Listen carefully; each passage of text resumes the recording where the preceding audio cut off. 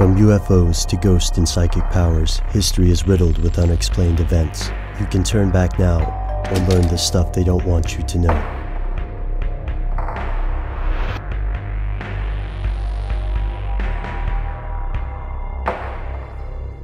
Here are the facts. In June of 1983, officers arrested Henry Lee Lucas. Along with his partner Ottis Toole, Lucas eventually confessed to over 300 murders. The story took a bizarre turn when the killers claimed they were part of the Hand of Death, a nationwide cult of Satan worshippers. They said high-ranking government officials and businessmen were also members of the cult, and they also said they would not be executed. Are these the ramblings of psychopaths? Like most serial killers, Lucas and Toole were notorious exaggerators, but they weren't the only killers claiming membership in a cult. When David Berkowitz, the son of Sam, was captured, he said he was part of a cult called the 4-Pi movement, which ordered the murders. He only admitted to 2 shootings. Although some investigators believed his story, the media and courts ignored his statements. In 1979, an unknown assailant attacked Berkowitz in prison and slit his throat. After surviving the attack, he stopped talking about the cult. Could there really be a cult of serial killers? Let's look at 4-Pi. The story of the 4-Pi conspiracy begins with a group called the Process Church of the Final Judgment, founded in England. At the height of the 60s counterculture movement, the church found a home in San Francisco. Church representatives allegedly met with the Manson family before and after the Tate murders. When authorities dismantled the Manson family, the church lost credibility.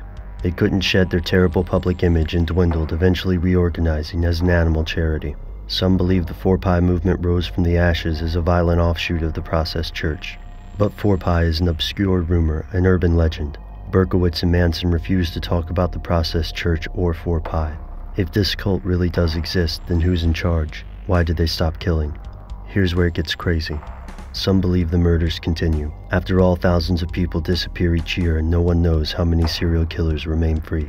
Some killers swear they are part of a group. Berkowitz gave authorities information about 2 murders that occurred outside of New York even though he was not present. Lucas said he'd visited Jim Jones on behalf of the cult.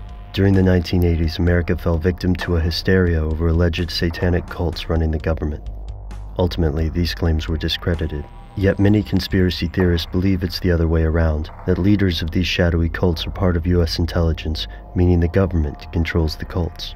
To support this claim, theorists draw connections between brainwashing projects like MKUltra and the use of criminal enterprise in Cuba and Central America. These agents allegedly use their influence to prevent any murders from coming to light until necessary, as a distraction from an unpopular war, for example. The main weakness in this conspiracy theory is that it relies heavily on the statements of people who are insane. Oddly enough, Henry Lee Lucas and Ottis Toole were not executed. In Florida, Toole's sentence was commuted to life by Governor Jeb Bush. In Texas, Henry Lee Lucas received a commutation from then-Governor George W. Bush. This was the only reprieve granted under George Bush's term. To skeptics, it's a coincidence. To conspiracy theorists, it's evidence of something they don't want you to know.